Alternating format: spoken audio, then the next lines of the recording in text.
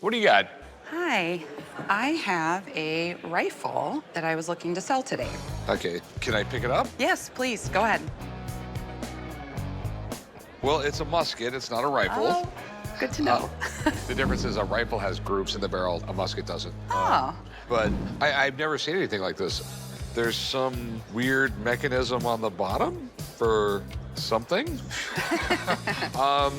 I mean, it's probably between 1820 and like 1865 because I think it takes a percussion cap and I think it loads from the bottom somehow or the other, but I'm kind of lost on this one.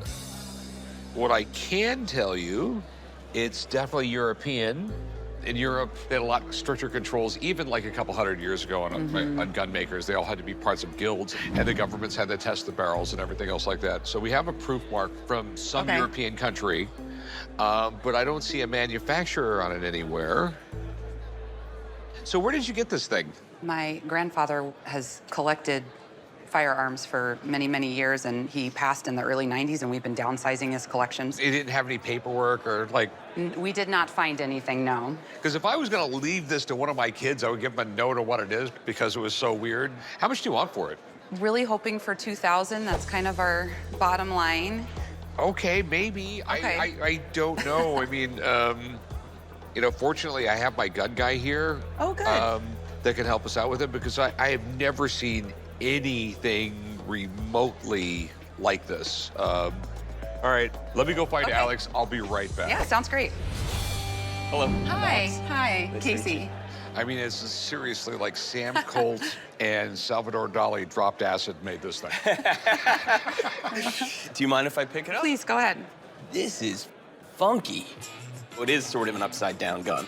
You notice that there's no lock on top. This was developed by this crazy Frenchman, Hertenloop or something, and he called this the Captator. There was a belief that by having the lock on top, it exposed it to the elements, and so it would degrade faster. Right. So this is the hammer underneath the gun, so gun collectors would call that an underhammer system. What's really weird is this little wheel. You see that cog in there? So you pull this out, and this should lift up. You see this like a tray almost. The wheel sits on that, pushing a tape. And the idea behind it was that you could have this primer system here and have like 70 shots, and it would just pull the tape along with this wheel over the nipple. Now, this is a British Border Ordnance out of service mark. Okay. So this is a trials musket in 1837. The Board of Ordnance in England was trying to find a better system for a primed musket. And this guy's patent was submitted. They tested it, and this was never chosen by the British, but they only made a handful of them. So it's incredibly rare. That's why it's like in perfect condition, because nobody ever used this gun. They only would have tested it. Can you even fire it? Do they even make those caps anymore? No, you can't fire it that way. They don't make this primed tape. But it's a muzzle-loading gun, so it's easy to load, and we could certainly give it a shot. Okay, so what's it worth? The equivalent in a French gun or a Belgian gun is a couple $1,000s. In a British trials musket, if this went to auction and somebody paid $10,000, I wouldn't be surprised. Wow. I think it's at least 8,000. All right. If I get this thing, we'll go fire it. Good luck. All right, have a good one, man. All right, nice to meet you. Thank you so much. Wow. Okay, still want 2,000? I mean, I'll tell you what, it's a weird one. It's gonna take me a while to sell this. okay. So I'll give you 5,000. Okay, I think that's probably a fair offer. All right, we got a deal? Great, thank you so much. Go right over there and they'll get you paid. Okay. I just bought myself an afternoon at the gun range. Well, you beat me out here. Yeah, it's nice, right? Yeah, it's pretty incredible. So I did a full inspection of it, and it is immaculate. I don't even know if it's ever even been fired, honestly. I made some paper cartridges, so this has about 80 grains of black powder with a lead ball, and I don't have anything that would be the way in which that mechanical primer works, so I'm just gonna use a simple percussion cap. I love your targets you set up. A little fresh melon for you. Okay.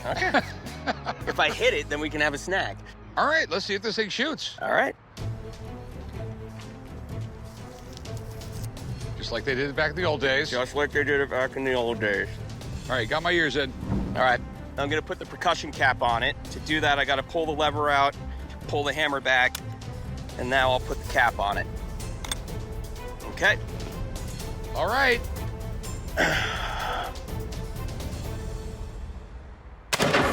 Yes! Oh, I got it!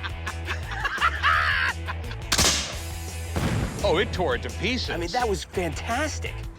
Look at the juice. Instant margarita. No blender necessary. Yeah. That's so sweet. What do you think I can get out of it?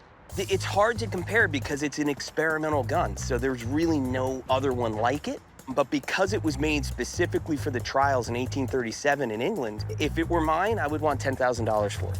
I'm liking Arizona more and more every day.